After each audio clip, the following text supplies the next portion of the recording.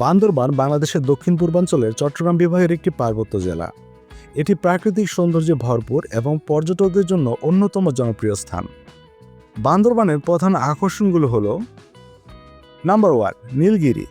এটি বাংলাদেশের সর্বোচ্চ পর্যটন কেন্দ্রগুলোর মধ্যে একটি। এখান থেকে পাহাড় এবং মেঘের অপরূপ দৃশ্য দেখা যায়।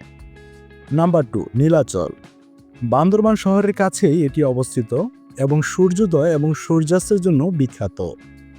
নাম্বার 3, চিম্বুক পাহাড়। এটি বাংলাদেশের তৃতীয় উচ্চতম পাহাড় এবং বাংলার দার্জিলিং নামে পরিচিত। এখন চলুন দেখে নেওয়া যাক ঝর্ণাসমূহ। বান্দরবানের মধ্যে বিভিন্ন ঝর্ণা রয়েছে। নাম্বার 1, নিফা ঝর্ণা। নাম্বার 2, স্বর্ণমন্দির ঝর্ণা। নাম্বার 3, মাতামুহুরী ঝর্ণা ইত্যাদি। বান্দরবানের মারমা, চাকমা, তঞ্চঙ্গা বিভিন্ন আদিবাসী জনগোষ্ঠীর বসবাস।